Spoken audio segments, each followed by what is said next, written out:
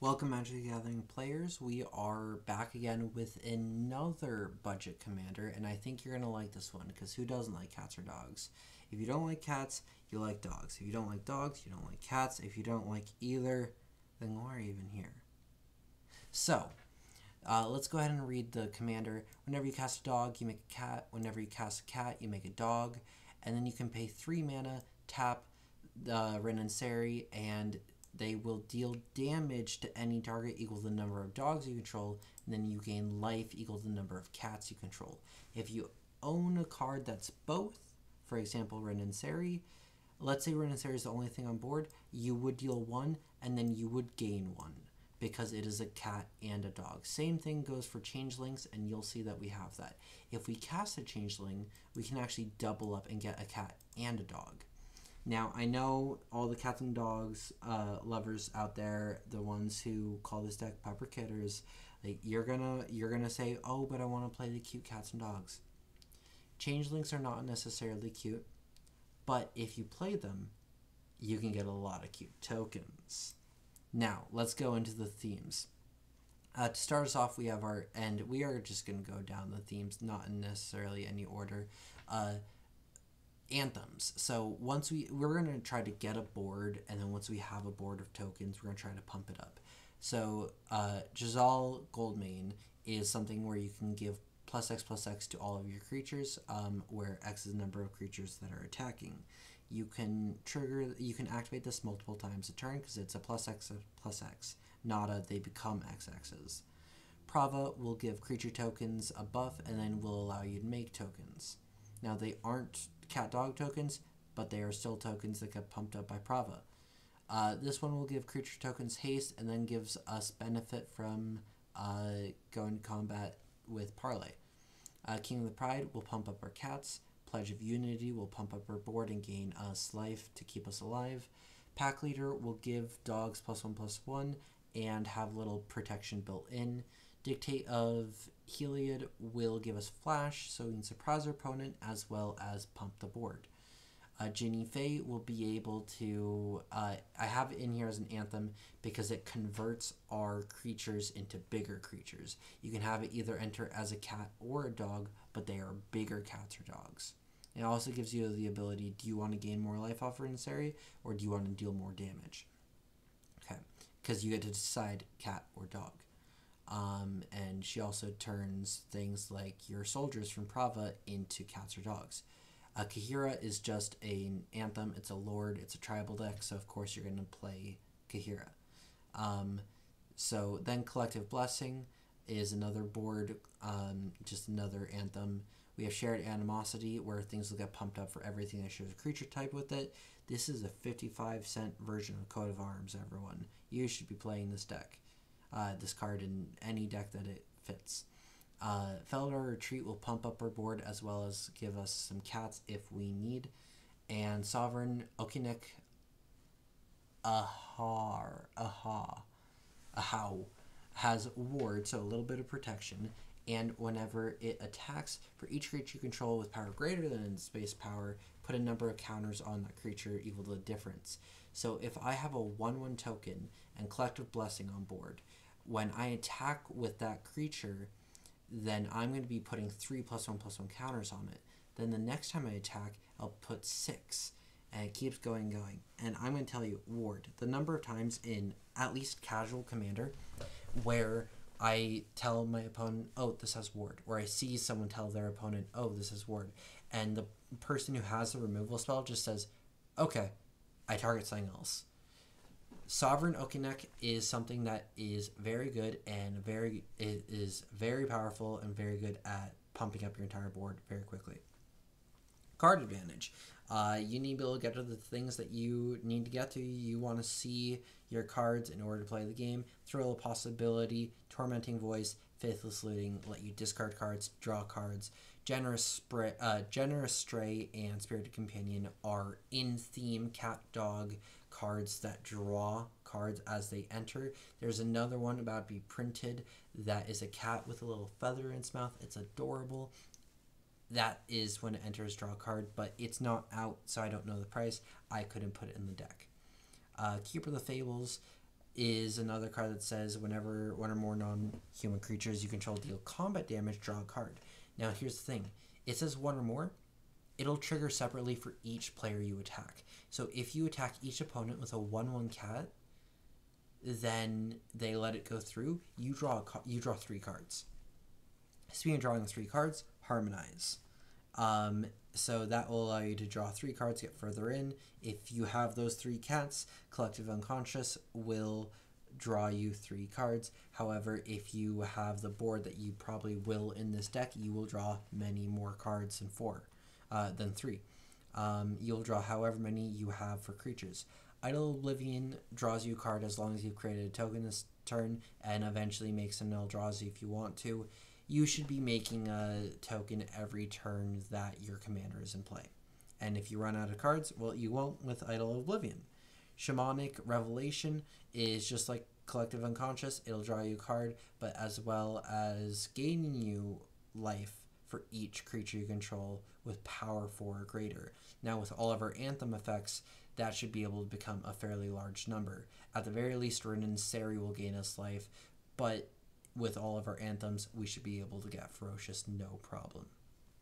Now, our Pupper Kidders can be nice, but they can also be ferocious. Now, Extra Bodies. Extra Bodies is something that either will create things when it enters, or when I cast it, it will make multiple creatures off of our commander. So Garrison Cat, when it dies, it makes it a soldier. Imposter 6 Pride, Irregular Cohort, Blades of Elisvel, Mirror Entity, Firebelly Changeling, Taurian Mauler, Universal Automaton, and Woodland Changeling are all changelings that will get you both a cat and a dog. Cub Warden will get you 2 cats when it mutates. You have to mutate. It's the only mutate card in the deck. Just place it on top of a token or something. Okay. Interaction. This is our way of dealing with our opponent. We do have some board wipes, but we are not a deck that likes to board wipe. We have Cabaretti Charm to deal damage equal to our number of creatures, as well as an Anthem if we want it. If we are really struggling with creatures, we do have the ability to make 2 tokens. Cabaretti Charm is just one of the best cards for utility in our deck. It is not the best card in our deck, but it gives us options. All 3 versions are viable, unlike a lot of charms and a lot of decks. Decimate will be able to destroy a lot of stuff. You do need an artifact, creature, enchantment, and a land all on the battlefield to be able to play it. You can't choose only a few. Now, I know players try to even it out. Do not be afraid to target one person with this. If someone is ahead, demolish them. All right, Kasali Pride Mage. This is also artifact enchantment removal, Crypt Swap creature removal, Leon Relic Warder artifact enchantment removal. Feline Sovereign and Kasali Slingers are artifact enchantment removal. This deck punishes artifacts and enchantments because no one really expects you to play a ton of artifact enchantment removal. It's always the least punished thing other than lands in Casual Commander, or even later on. People just let you play artifacts and then benefit off of Dockside. If you want to weaken your opponent's Docksides, then be destroying some artifacts and enchantments. Now for board and Chaos Warp can get pretty much anything. Hour of Reckoning destroys all non-token creatures, and Cleansing Nova can destroy all creatures or destroy all artifacts and enchantments. These are our ways of sweeping the board if we do fall behind. Now you'll notice that we don't have a lot of creature removal. That's because if we go back up here, our commander can hit any target. That means we could hit a creature if we wanted to, or a planeswalker. Alright, that's why I'm not really worried about the low amount of creature and planeswalker hate in here. Mana Acceleration. These are how we accelerate our game plan. Font of Fertility. Get a basic land. Same with Wayfarer Bauble. Loyal Warhound will allow us to catch up to our opponent. Grow from Ashes, Edge of Autumn, Search for Tomorrow, Migration Path, Rampant Growth, Cultivate, and Harrow all allow us to search for lands. Now, Migration Path later on will let us cycle it to draw a card. And Edge of Autumn will let us sack a land to draw a card. These are to transition into the late game when you no longer need to ramp as much. Alright, now protection. You've created a board, now you need to protect it. White Mane Lion and Fleetfoot Panther and Selfless Savior and Set's Tiger are all things that you can flash in or sacrifice in response, and they are ways to protect specifically your commander. So, like when White Mane enters the battlefield, return a creature you control to its owner's hand. Return Rin and Seri. You can do that. You're able to do that and avoid playing commander attacks again. You can also just play White Mane Lion, and you can return White Mane Lion to its hand and keep playing White Mane Lion to get a bunch of dog tokens if you really want to. Alright, next up we have Make a Stand. Your temple is under attack. Rootborn Defenses. These 3 cards are board wipe protection. They give you indestructible. To Arms, untaps all creatures you control and you draw a card. This allows you to block when you can full swing. Your opponent will think, okay, I'll take it and kill you on the crackback. You untap everything and you are able to successfully survive. Kutzil Malamet Exemplar is a card that allows you to take your turn free of stress. Your opponents aren't going to destroy your stuff, and it also allows you to draw some cards whenever your things are dealing damage. Now, this is another thing. Whenever one or more creatures you control deal with power greater than space power deals combat damage to player, draw a card. That's the same thing as Keeper of the Fables, right? Is that the name of the card? Yeah, Keeper of the Fables. It will trigger separately for each opponent that you attack. So you can draw a lot of cards in one turn, and you'll get them all out on board. Resolute Watchdog, I forgot to mention this when I was talking about the things you could use to protect your commander. This is another thing you could use to protect your commander. Give it indestructible. Alright, final section.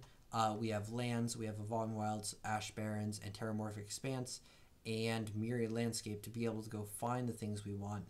Blighted Woodland does cost colored mana, but it also lets you go find the lands you want. You have Croson Verge as a pseudo-fetch land, but this can also act as an actual land itself. A lot of our lands do that. Then we have our lands that can add multiple colors, like Jungle Shrine, Cinderglade, Exotic Orchard, and Command Tower. We are a 3-color deck. Exotic Orchard's got to be able to add a color that we have from our opponents. We have 3 of the 5 colors. Come on. Now, we do have a shockingly low amount of red mana in our deck. That is because we don't have a lot of red in our deck. It's basically a Selesnya deck that splashes red for card draw, for pumps, and for a few creatures. Now, we have 4 mountains, 11 forests, and 11 plains to finish off the deck. That puts us to just under $25 at $24.78. This deck will allow you to play all the puppers and kidders you want while also being able to protect yourself and to actually close out games, draw the cards you need, ramp to the lands you need, and just be able to outpace your opponents who are not playing as consistent decks. Now, this could even, I've play tested it, this can even go to the decks that are mid to higher tier just because it is a consistent deck. Now, tell me what you think. Is it everything you dreamed of for a Pupper Kidders deck? I personally love this artwork. Then it has a backside. This seems to be a secret layer drop. That is a $3 card as opposed to the $14 of the regular card. This is, of course, Commander included in the price of the deck. So let me know what you think below, and I hope you enjoy.